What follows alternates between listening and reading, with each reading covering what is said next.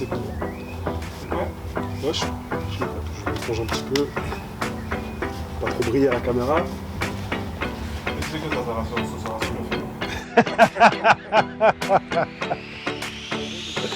Bonjour.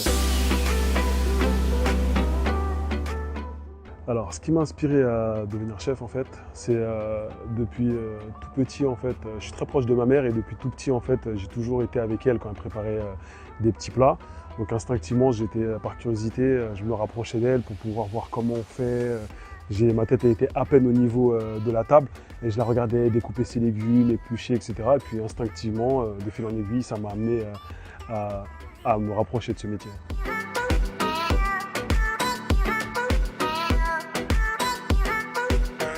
Alors, j'ai fait un BEP en hôtellerie-restauration dans une école en fait à Saint-Maur-des-Fossés. Et en fait, j'ai commencé par de l'alternance en fait. Donc, c'est-à-dire que j'avais 2 semaines d'école et 2 semaines de travail. Donc, ça m'a permis en fait d'être, en sortant du collège, d'être immergé tout de suite en fait dans le monde du travail et d'être confronté à la réalité en fait du métier. Donc, c'est-à-dire que tu arrives, tu as 16 ans, parce que j'avais pas le droit de travailler avant mes 16 ans. Donc, on m'a appelé le jour de mon anniversaire. Pour me dire oui, monsieur François, c'est votre anniversaire aujourd'hui, je vais vous annoncer une nouvelle, on vous prend et tout dans l'entreprise. Donc j'étais extrêmement joyeux et c'est vrai que ça m'a permis de rentrer automatiquement dans le monde du travail et avec sa réalité aussi. C'est-à-dire que j'avais cette image de la cuisine qu'on pouvait voir un petit peu à la télé, mais là j'étais confronté au monde réel. Alors, les chefs qui m'ont inspiré, c'est vrai que quand j'ai commencé la cuisine, on va dire que c'était pas un métier qui était aussi populaire qu'aujourd'hui. Il n'y avait pas encore tout ce qui est réseaux sociaux, on n'avait pas encore tout ce qui est télé-réalité autour de Top Chef, tout ça, etc. Moi, je regardais beaucoup les émissions de Maïté à la télé, ou sinon il y avait le chef, Joël Robuchon qui faisait ses émissions Oui Chef à la télé. Et en fait, j'adorais regarder ces émissions. Quand j'étais plus jeune, je regardais tout le temps ces émissions, toutes les émissions qui tournaient autour de la cuisine. Donc j'avais pas, on va dire, cette culture vraiment de la gastronomie française. Et par la suite, en fait, ça m'a permis de pouvoir m'y intéresser de fil en aiguille.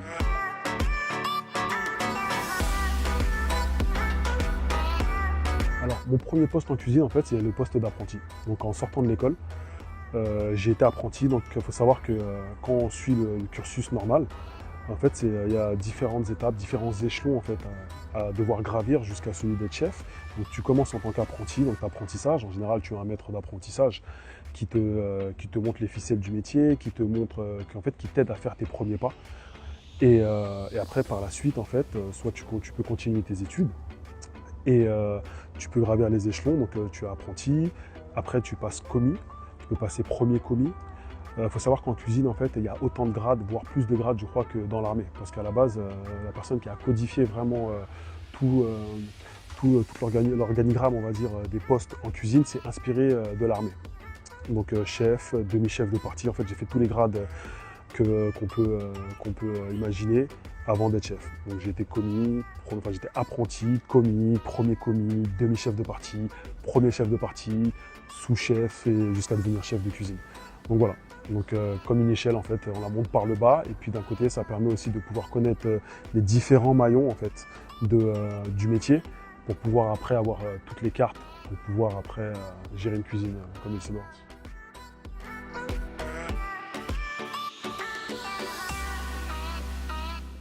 Alors, premièrement, les plus grandes difficultés que j'ai pu rencontrer, on va dire que c'est dès le début en tant qu'apprenti. C'est vrai qu'à 16 ans, c'était délicat pour moi en fait, de rentrer dans le monde du travail, de ne plus avoir de jours fériés, de ne plus avoir de jours de repos. Mes amis étaient encore au lycée, tout ça, avec des cursus normaux, avaient par exemple leurs petites vacances, les vacances scolaires, tout ça, etc. Donc tout ça, on va dire que c'était fini. Travailler le soir, les coupures, les journées à rallonge. C'est vrai qu'au début, ça a été compliqué pour un jeune adolescent de devoir s'adapter, on va dire, à ce rythme-là qui était assez effréné quand même et difficile. Et puis après, on va dire, au fil des années, on commence à s'y adapter et à se brider. Donc ça a été l'une des plus grosses difficultés, on va dire, parce que Noël, jour de l'an, Saint-Valentin, les moments qu'on passe en général avec les gens qu'on aime et qu'on apprécie, ce sont les jours où on est les plus sollicités. Donc il faut être conscient de cela, c'est-à-dire que on est sollicité pour transmettre du plaisir et du partage aux gens. Mais en général, en contrepartie, ça nous demande à nous de mettre un petit peu de côté les nôtres.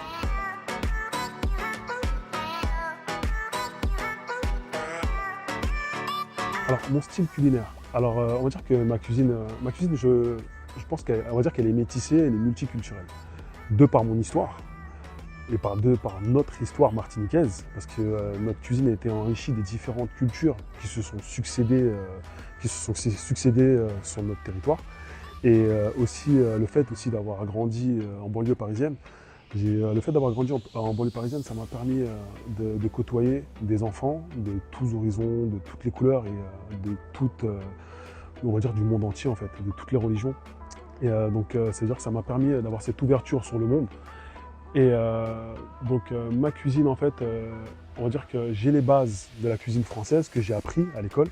J'ai la cuisine martiniquaise, caribéenne qui m'a été inculquée par ma mère et qui fait partie intrinsèquement de mes racines. On va dire que je marie tout ça, mais il faut tout en gardant cet ADN. Donc j'essaie de m'approprier certains plats, de les moderniser. Et on va dire que j'aime m'inspirer en fait de mon terroir. Je m'inspire de mon terroir, je m'inspire de mon histoire, je m'inspire de la saisonnalité. C'est-à-dire que j'ai besoin d'être dans un champ, d'être sur un marché, de voir qu'est-ce que la nature me propose au moment instant T pour pouvoir moi créer. Et à partir de ce moment-là, je pars dans une phase de création, si je puis dire, un peu comme un artiste où il a une palette de couleurs et une toile blanche. Et puis là, bon voilà, j'ai d'igname, j'ai du fruit à pain, j'ai des aromates, j'ai ci, j'ai ça. Je me mets à composer, j'essaie de trouver les bons accords pour qu'il y ait un certain équilibre et pour pouvoir réussir à transmettre une certaine émotion.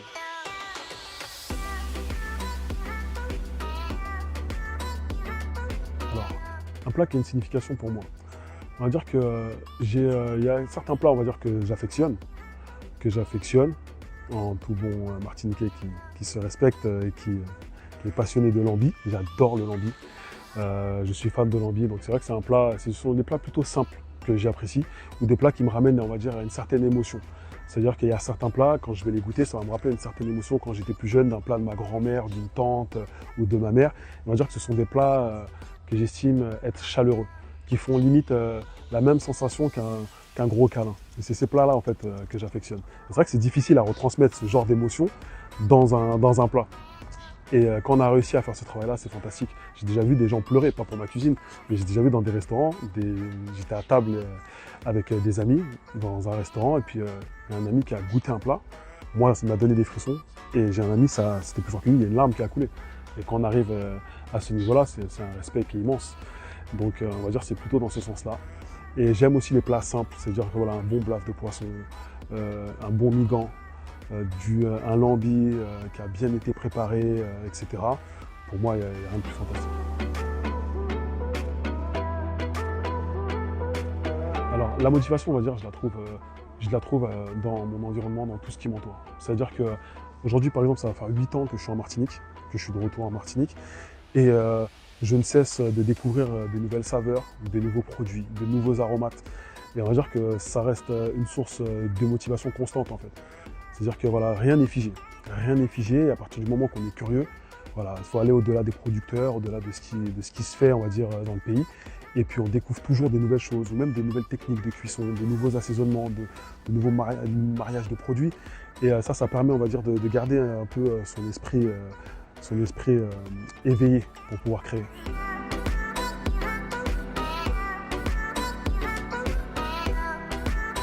Le conseil que je pourrais donner aux jeunes chefs qui débutent, c'est de ne pas vouloir aller trop vite.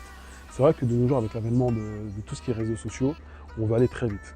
On sort de l'école, on a fait 2-3 stages, tout ça, etc., chez des chefs, chez des grands chefs, etc. Et souvent, on veut devenir chef tout de suite.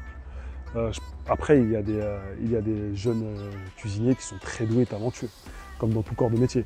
Mais je pense qu'il faut acquérir certaines bases. Au-delà du talent, il faut acquérir une certaine maturité. Après, tout dépend de quel style de restauration on vise. C'est vrai que quand on a une équipe, pour ma part, j'ai déjà été amené à gérer des équipes de plus de 20, 25 personnes, voire 30 personnes, et qui peut aller de 16 jusqu'à 64 ans. Donc c'est une forme de management qui est totalement différent. Tu ne manages même pas un jeune de 14-15 ans comme un monsieur de 64 ans.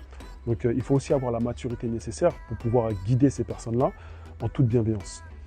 Donc ce que je peux conseiller, c'est de faire ses armes, d'apprendre au maximum, d'apprendre ses bases. Et toujours d'apprendre les bases, parce qu'il y a des bases, que ce soit les bases, que ce soit des techniques de découpe, de préparation, de cuisson, d'apprendre déjà ces bases. Et à partir du moment qu'on connaît ces bases, là, on peut laisser aller sa propre créativité et trouver sa propre identité. À partir du moment que tu as tes bases, après tu peux faire ce que tu veux et tu n'as plus de limites.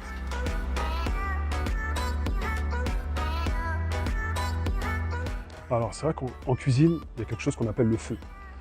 Le feu, c'est-à-dire que quand le service commence, les gros services, et tu es là, tu annonces, tu as une grosse brigade et tout le monde, ça, il y a du bruit, le bruit des casseroles, la chaleur, chef, je réclame ça. On va dire c'est une pièce de théâtre. Et c'est vrai qu'il faut garder son sang-froid. C'est vraiment la chose. À partir du moment, c'est fini, les chefs colériques qui jettent des assiettes, qui s'énervent, tout ça, etc. Il faut garder son sang-froid. Parce qu'à partir du moment que tu perds ton sang-froid, tu as perdu le fil, on va dire, du service et le contrôle en fait, de la situation. Et à partir du moment que même si ça peut être difficile, mais c'est de savoir, bon, des fois on peut être submergé par une grosse pression, énormément de clients, et il faut se poser 2 minutes, recadrer les choses correctement, direct c'est bien carré, bam bam bam, tu sais que tu accentues ton service dans telle direction, et après normalement ça va tout seul. Et moi à chaque fois ce que je me dis c'est que quoi qu'il arrive, le soleil il va se coucher ce soir, avec ou sans moi. Donc ça me permet de redescendre et de me dire Vlad, tranquille, demain c'est un autre jour, tu vas terminer ta journée, ressaisis-toi et ça va bien se passer. En général ça se passe bien.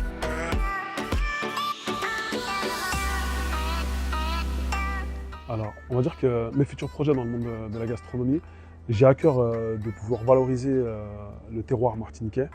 Donc tous les acteurs du terroir, de l'agriculture jusqu'au chef, etc. Donc c'est vrai que j'aurais aimé pouvoir le valoriser parce qu'on a un terroir qui est fantastique. Il y a des gens qui font des choses formidables. Comme je l'ai dit précédemment, je ne cesse de découvrir de nouveaux produits, de nouvelles choses et qui m'émerveillent.